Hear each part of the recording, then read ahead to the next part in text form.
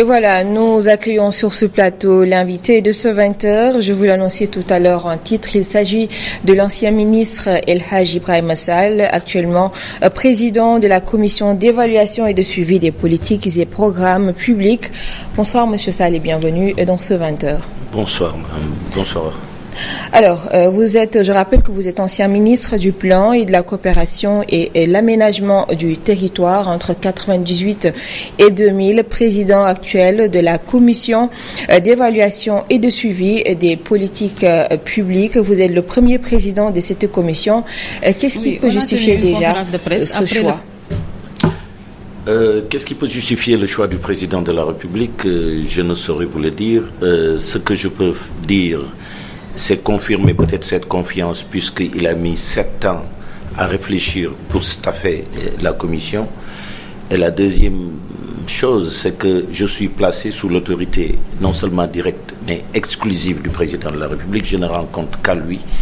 Et enfin, le troisième point, je pense que c'est la stature du poste, puisque la même fonction équivalente de la même commission qui existe en France est dirigée par le président de l'Assemblée nationale française. Donc je pense que toutes ces raisons-là justifient un peu cela. Et bon, bien entendu, il y a des qualités personnelles qu'il faut mettre à chaque fois dans ce genre de casting. Et je suppose que pour nommer un président de commission d'évaluation des politiques publiques, il y a des critères de technicité, il y a des critères d'intégrité et il y a des critères de loyauté. Et enfin, j'aurais peut-être rajouté une petite chose, c'est que quand je regarde mon parcours personnel, je peux dire que j'incarne une certaine idée de la continuité de l'État, puisque j'ai été honoré par le président Senghor très jeune, j'ai été décoré à l'Ordre national de Lyon par le président Wade, j'ai été mis dans un gouvernement par le président Abdou Diouf, et aujourd'hui, je suis dans le cabinet du président de la République, Macky Sall. Et aujourd'hui, vous venez de lancer la mission d'évaluation politique et du système sanitaire. Que peut-on savoir davantage de cette nouvelle mission? Alors, la nouvelle mission, nous avons lancé une évaluation aujourd'hui du système de santé que nous vivons tous les jours et de la politique elle-même qui la pense. Donc, c'est les deux aspects qui vont faire l'objet d'évaluation de travaux pendant 6 mois où nous avons déjà engagé 35 experts, 15 professeurs agrégés, 11 professeurs titulaires de chaire, et nous avons procédé à l'audition de l'ensemble des présidents des sociétés savantes. Nous avons procédé aussi à l'audition des associations de famille et des malades de famille. Et nous avons bien entendu lancé beaucoup d'enquêtes, beaucoup de sondages, beaucoup d'auditions auprès des parties prenantes de la santé. Donc, toutes les personnes et tout le personnel, en tout cas toutes les parties prenantes du système de santé du Sénégal, seront consultées pour faire une évaluation et répondre à des questions simples du type: est-ce que notre politique nationale de santé est pertinente? Est-ce que notre politique de santé est cohérente? Et puis répondre sur le système, sur des questions d'efficacité et aussi sur des questions d'efficience, et en dernière partie sur des questions de souveraineté. Menons-nous véritablement une politique de santé qui est tournée vers les besoins des populations. Donc voilà un peu cet exercice qui va durer 6 mois et qui va aboutir à des recommandations faites au président de la République, qui va les valider et qui va permettre de mettre en œuvre des plans de transformation de notre politique de santé, de notre système de santé. Et nous venons également de vivre une pandémie quand même qui a dévoilé beaucoup de défaillances du système sanitaire aujourd'hui. Est-ce que évaluer également ce secteur pourrait en même temps justifier que ça urge vraiment, qu'on est dans le besoin? Oui, disons que quand la commande est partie de M. le Président de la République, il m'a dit tout simplement: ma priorité, la première évaluation, je souhaiterais que ce soit le système de santé. Et je l'ai compris parce que tout simplement, compte tenu de l'ensemble des ressources et des montants colossaux qui sont engagés dans la santé, il est important qu'on se pose la question sur la finalité de ces ressources publiques. Alors, ce que je voudrais dire, c'est que nous, en ce qui concerne cette évaluation proprement dite, il y a au moins 4 domaines qui concernent le Covid implicitement. Mais c'est d'abord ce que l'on appelle la question du One Health, ça veut dire une santé unique, puisque nous avons vu que le Covid avait été transmis par des animaux aux hommes et que c'est ce que l'on appelait les zoonoses. Il y a des maladies que l'on appelle des zoonoses qui partent des animaux aux hommes. Il y a les anthroponoses qui partent des hommes aux animaux. Donc tout ça fait que nous vivons tous dans un écosystème qui est un ensemble, qui implique les problèmes de biodiversité, des problèmes d'environnement, et qui fait qu'il y a ce qu'on appelle l'approche One Health, qui a constitué aujourd'hui le cœur des nouvelles politiques de santé que nous allons adresser. Et sur ce point-là, il y a 28 questions évaluatives qui ont été posées sur ces problématiques de One Health. Sur la question de la santé publique aussi, bien entendu, puisque le Covid est un problème de santé publique, il y a eu 70 questions évaluatives qui ont été posées. Et aussi sur la question des équipements, des infrastructures et de la logistique, nous avons eu une douzaine de questions qui sont posées parce que tout simplement, avant le Covid n'a fait qu'en réalité révéler la fragilité des plateaux techniques des hôpitaux. Et enfin, plus précisément, il y a ce que l'on appelle les problèmes de prise en charge des urgences sanitaires. Je ne parle pas des urgences médicales, parce que les urgences médicales, c'est le SAMU. Mais les urgences sanitaires, c'est Ebola, c'est Covid, ainsi de suite. Et nous avons posé 38 questions évaluatives qui devraient nous permettre de répondre vraiment à la question: est-ce que le Sénégal est en mesure de lutter contre des maladies transmissibles, mortelles, importées, et qui peuvent avoir des catastrophes sur la population.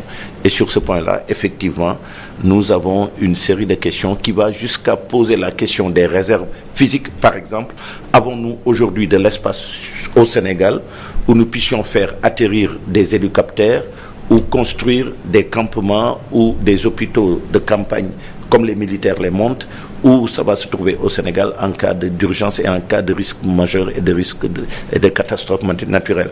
Et donc, on est allé jusqu'à la médecine de catastrophe, et toutes ces questions-là ont été posées par cette évaluation. On peut dire donc que ce sont les démarches concrètes que vous allez employer pour évaluer le système, ou bien il y a une autre démarche quand même que vous avez prévue, la durée, la période Voilà, aujourd'hui, en matière de planification, nous avons planifié la mission sur 6 mois. C'est le ministre même qui nous a demandé de passer de 4 à 6 mois parce qu'il souhaiterait avoir des réformes majeures dans son secteur. Première chose. La deuxième chose, c'est que nous avons une panoplie de méthodes. Nous avons des auditions que nous ferons avec toutes les personnalités, toutes les associations les plus importantes, les partenaires sociaux, les syndicats, les directeurs d'hôpitaux, le système de santé des armées qui fera l'objet d'une audition, parce que vous savez que la santé publique est une création, c'est la médecine militaire et sa rigueur martiale qui ont permis d'avoir la santé publique.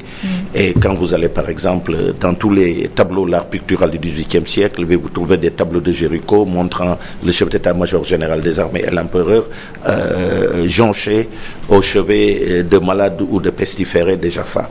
Donc c'est pour dire que aujourd'hui, cette médecine militaire-là, elle a été même interrogée dans le cadre justement de ce que nous avons prévu. Donc, parce que le chef de l'État avait quand même parlé de ces réformes-là, ou bien ça entre dans le cadre? Bon, disons que le président de la République avait demandé des réformes avant. Et le Covid est arrivé. Et ce qui s'est passé, c'est que nous, on a récupéré les réformes en cours de route. Et on a demandé ce que l'on appelle une évaluation ex ante. Ça veut dire une évaluation avant la mise en œuvre des réformes. Donc ces réformes-là seront relues par des yeux indépendants et libres qui vont les reconsidérer pour faire les ajustements nécessaires. Et bien entendu, dans le cadre de la politique de suivi et d'évaluation, nous verrons pas à pas les réformes, comment les implémenter. Puisque encore, autant en matière de planification, on conseille toujours aux techniciens de commencer par le plus long terme et le plus haut.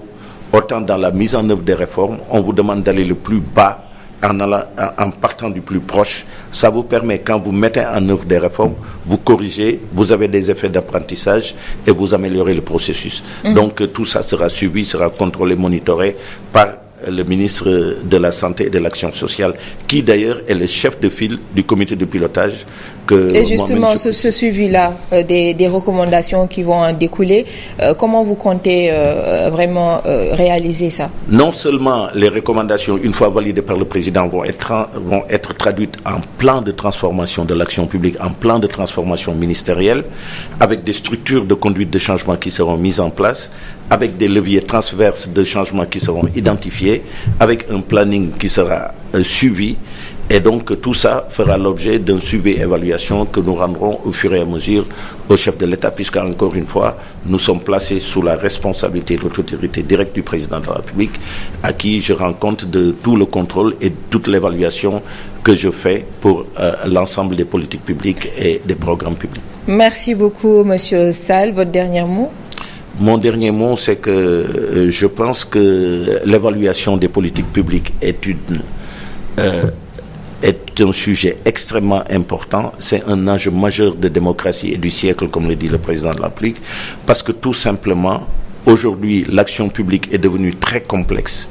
Et devant cette complexité, il n'y a que les politiques publiques qui peuvent constituer une sorte de rempart contre le simplisme, contre l'outrance et contre, je dirais, même les populismes, mais de tous bords. Et je pense que nous avons besoin d'avoir un débat sérieux sur les politiques publiques, un débat sérieux en politique et en démocratie. Et ce débat, il passe par l'évaluation des politiques publiques. Merci beaucoup, Monsieur El Hadj Ibrahim Sall. Je rappelle que vous êtes le président de la commission d'évaluation et de suivi des politiques et programmes publics. Voilà, c'était l'invité du 20h et nous devons vous quitter parce que voilà, le temps nous est complètement épuisé. Merci d'avoir suivi, chers téléspectateurs, le journal de 20h. Rendez-vous demain à la même heure. Passez une excellente soirée et à demain.